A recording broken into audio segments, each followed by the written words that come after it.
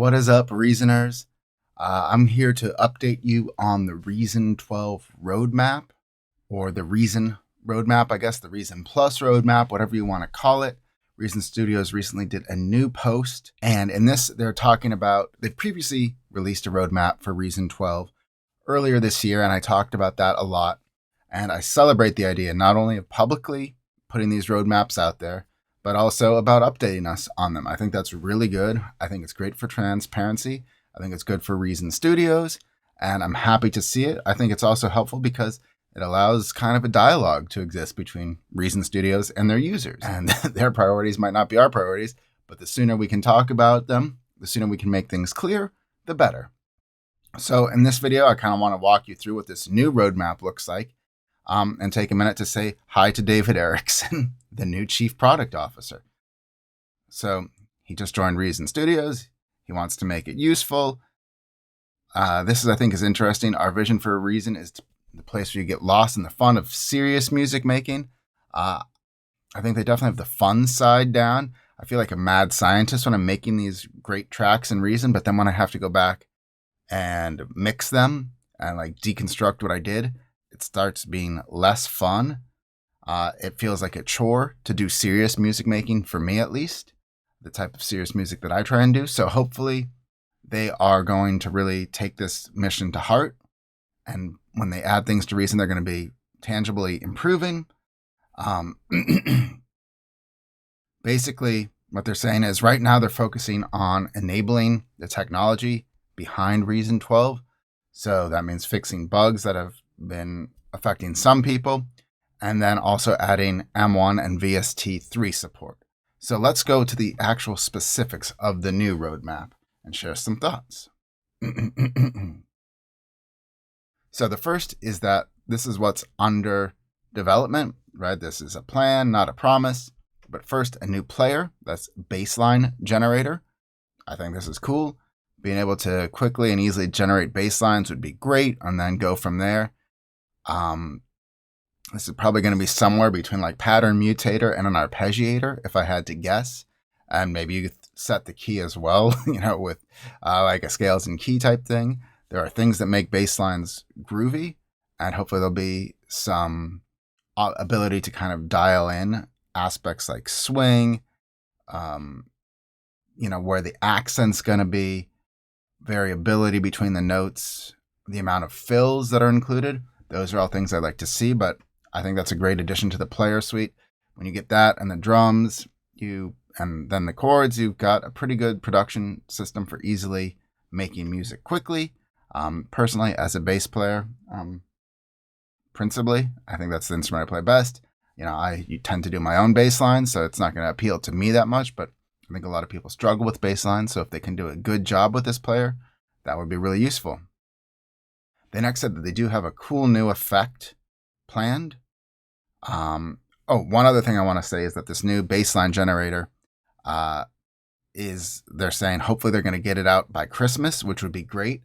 And that would kind of keep in line with what I would have hoped to see from Reason Plus, which is 2 new devices per year, plus a pretty significant update to Reason. And we certainly, if they get this out by the year, will have achieved that with algorithm, then Reason 12, and now the baseline generator. So that would be the pace of development that I would hope to see for Reason 12 and Reason Plus. And the samples and stuff like that doesn't appeal to me. Some people really like it, though, I'm sure.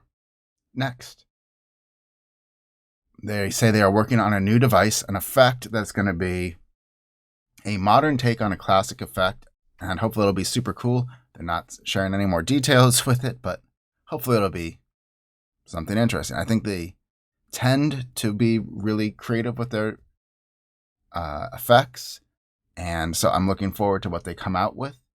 Hopefully it's the sort of thing that isn't like anything else out on the market. I think that's what they do uniquely. Fun, easy to use, and adds a lot of capability, but is not like the sort of thing that will, that you can easily find a VST out there for, that it does something new. Next, they say they think by early January they're going to be done with all the high-res fixes in Reason 12, which is great. This has been a really weird rollout. I'm amazed that they said they were doing Reason in high res and then only shipped like 50% of the DAW as high res. So I'm glad the transformation is finally going to be there. And they said it'll make it more future proof. They're going to continue to improve the combinator with more buttons and knobs, so that you can create more unique combinator fronts, which is great. All in favor of that. I would really love to see some live metering options on the front of the combinator as well. I think it would be super helpful if we could actually see levels, CV signals, even just like on and off lights when certain things are going on. You have these in a lot of the instruments, and it would be nice to have, and effects, and it would be nice to have some ability to do that as well on the front of the combinator. They say native M1 support and VST3 support are coming. They're a lot of work, but they think it'll happen in early 2022. These two projects are probably going to be aligned, so I'm looking forward to that a lot. I just picked up an M1 Mac recently. I'm not really using it for music production, but I am looking forward to the opportunity to do it. Everything I've run on M1 natively is super fast, so I think this will be a huge improvement, and VST3 support is great for those plugins that we have that just won't run in Reason yet. They also say they are investigating a couple of things. First, new devices, always looking for new devices. Second, authorization and offline mode for Reason Plus. They are investigating it, but not going to happen until next year. So that's all well and good. You notice what's not on the list, though, for under investigation is workflow issues, which was kind of part of the previous roadmap. I cannot stress enough, my only real priority is getting better workflow in Reason. I don't care about new devices. Fixing bugs is certainly essential, but workflow first, workflow first, workflow first. You did not hear it here first. You can hear this everywhere in the community, but we need more workflow improvements, especially to the sequencer, and probably more efficient ways of managing the rack. One thing they say is that they've pushed forward the smart browser. I think that they actually mean to say is they pushed it back.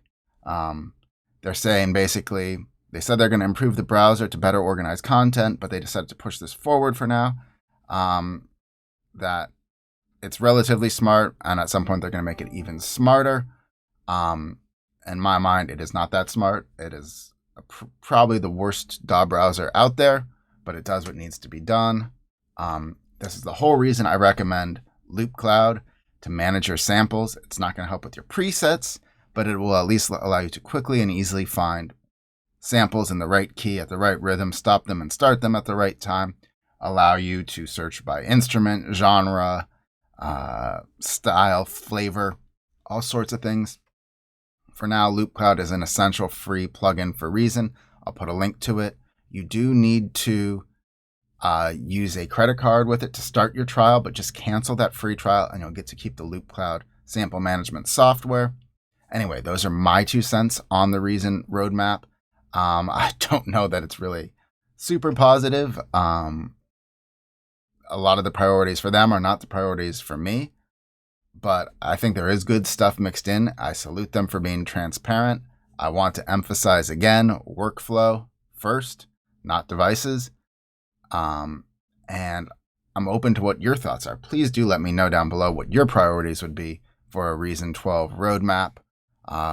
We'll catch you on the flip side. Thanks so much for watching. Bye.